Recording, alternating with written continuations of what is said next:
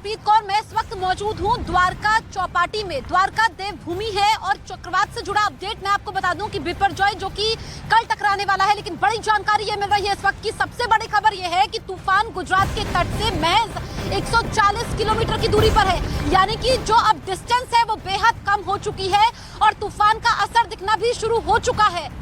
140 मील जो है वो तूफान दूर है। इसकी इस वक्त की सबसे बड़ी खबर मैं आपको बता रही हूँ। 140 मील आप ये समझिए कि अब जो कि कल दोपहर 3 बजे टकराने वाला है, तो जो डिस्टेंस है वो कम होती हुई नजर आ रही है। 140 मील दूर, यानी कि अब से कुछ देर पहले जो था वो डिस्टेंस ज्यादा थी, लेकिन जैसे जैसे वक्त आगे बढ़ रहा है, क्योंकि हवा की रफ्तार भी तेज हो गई है और कल जब ये लैंडफॉल होगा बिपरजॉय का, तो उस वक्त भारी बारिश होगी और हवा की रफ्तार 135 से 150 किलोमीटर प्रति घंटे होगी।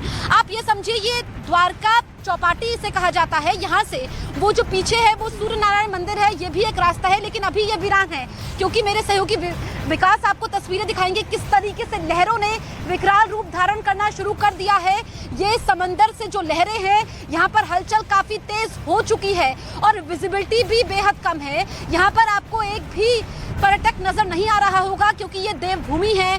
यहाँ पर बड़ी तादाद में पर्यटक पहुँचते हैं। पुलिस यहाँ पर लगातार गश्त कर रही है। जो भी एक दो लोग नजर आते हैं उनको समझाते हुए कि यहाँ पर रहना खतरे से खाली नहीं होगा। मेरे सहयोगी विकास, आप इस तरफ की तस्वीरें दिखाइए। आप अंदाजा लगा सकते हैं कि जो तूफान कल दस्तक देने वाला है, उसके बाद यहाँ पर मंजर क्या होगा, ये आप देखेंगे कि किस तरीके से यहाँ पर लहरों ने विकराल रूप धारण करना शुरू कर दिया है। ये द्वारका चौपाटी में भी, यहाँ पर भी ये डेंजर का बोर्ड लगा हुआ है। जहाँ पर भी आप जाएंगे इस तरीके से बोर्ड लगा हुआ है और ये जो सीढ़ियाँ हैं, ये सीढ़ियाँ नीचे तक जाती है, यानी कि जो पर्यटक यहाँ पर आते थे वो जाते थे, लेकिन लहरें देखिए कैसे सब कुछ लील लेने पर उतारू है। और जैसा कि ये सबसे खतरनाक तूफान बताया जा रहा है, ऐसे में हमारे सहयोगी ग्राउंड जीरो पर मौजूद है। जावेद के पास हम चलते हैं। जावेद मानवी में मौजूद है। जावेद, आप बताइए कि वहाँ पर क्या इस वक्त तस्वीर दिख रही है, बारिश क्या हो रही है, कैसा मौसम इस वक्त बना हुआ है? देखिए, मांडवी में फिलहाल बारिश नहीं है, धूप निकली, लेकिन हवाएं तेज़ हैं। लेकिन यहाँ अभी एनडीआरएफ की एक टीम पहुँची है मुआयना करने के लिए। आप देखेंगे एनडीआरएफ तैनात है मांडवी इलाके में, क्योंकि मांडवी और उसके आसपास लैंडफॉल करना है। हमारे साथ बातचीत करने के लिए असिस्टेंट कमांडेंट हैं एनडीआरएफ के, राकेश जी, उनसे बात करते हैं। सर, अभी तक क्या तैयारियाँ हैं और किस तरह से आप तैयार हैं इस पूरे साइक्लोन के लिए? अभी तक प्री साइक्लोन की जो तैयारियां वो लगभग कर ली चुकी हैं। जो लोलन एरियाज़ में या जो अफेक्टेड एरियाज़, जो बहुत प्रोबेबल अफेक्टेड एरियाज़ होने वाले हैं, उनमें से लोगों को इवेक्यूएट कर दिया जा चुका है। उनको अवेयरनेस दी जा रही है कि अगर साइक्लोन हिट करता है तो उस समय क्या कार्रवाई करनी है, इस तरह की कार्रवाई की जा रही है। सर, कितने लोगों को इवैक्यूएट किया है और इसका जो ग्रेविटी है, बता रहे हैं कि बहुत बड़ा तूफान है, क्या आशंका है और आपको क्या इनपुट है सर इसके बारे में? बिल्कुल, बहुत बड़ा तूफान है, आपने बिल्कुल सही बोला। जो लैंडफॉल है उसमें 120 से लेकर 150 तक का स्पीड का किलोमीटर पर आवर का बताया गया है। हो सकता है ऊपर नीचे भी हो। और इंटेंसिटी, जो मेन इंटेंसिटी है वो मांडवी से लेकर वेस्टर्न की तरफ ज़्यादा है। हो सकता है कि लास्ट मोमेंट में साइक्लोन कहीं और कर जाए आगे पीछे थोड़ा सा।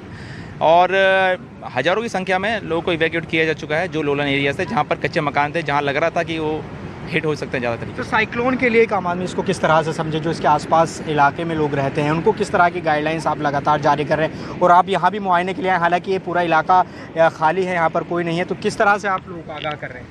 हम लोग को उनको साइक्लोन में डूज एंड डोंट्स बताया है हमने उनको, कि कैसे कार्रवाई करनी है, कहाँ रहना है, कच्चे मकान में नहीं रहना है, पक्के मकान में रहना है। जो साइक्लोन हिट का टाइम है उसमें बिल्कुल भी बाहर नहीं निकलना है।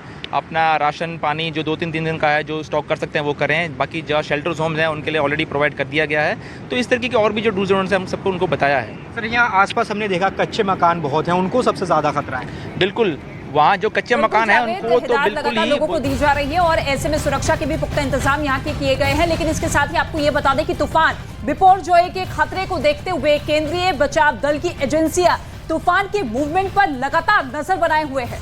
आपको एक तस्वीर दिखाते हैं जब समंदर के बीचों बीच तूफान को लेकर जानकारी जुटाई गई। यह तस्वीर द्वारका के ओखा की बताई जा रही है। तस्वीर के जरिए आप ये देख सकते हैं कि किस हालात में तूफान पर नजर रखी जा रही है।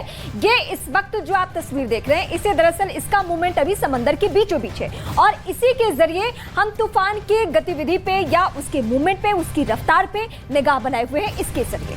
बिल्कुल, देखिए ऊंची ऊंची लहरें लगातार उठती हुई नजर आ रही है। हालांकि आज का और कल का दिन बहुत ज्यादा महत्वपूर्ण हो जाता है। अभी फिलहाल लैंडफॉल इस तूफान का नहीं हुआ है, लेकिन उससे पहले किस तरीके की तेज बारिश हो रही है, किस तरीके का असर हो रहा है, उसको लेकर पूरी जानकारी इसी के जरिए जुटाने की कोशिश की जा रही है। समुद्र के बीचों बीच इसके जरिए ये नापने की, ये भापने की कोशिश की जा रही है जो गति हो सकती है इस पूरे तूफान की, क्या कुछ हो सकती है, क्योंकि अब ये तूफान जो है इसी तटीय इलाके पर बहुत नजदीक तक पहुंच चुका है। तो ये जो जहाज है इसका आगे का भाग आपको इन तस्वीरों में दिखाई दे रहा है और कैसे एकदम से लहरें आती हैं और इसे पूरा घेर लेती हैं, ये आपने देखा। अभी तक जो तटीय इलाके हैं, जो तट है, वहां से खबरें आप तक और तस्वीर हमारे सहयोगी पहुंचा रहे थे। ये बीचों बीच समुद्र के क्या चल रहा है, कैसे नजर रखी जा रही है, वो भी हमने आपको दिखाया। जसप्रीत का एक बार फिर से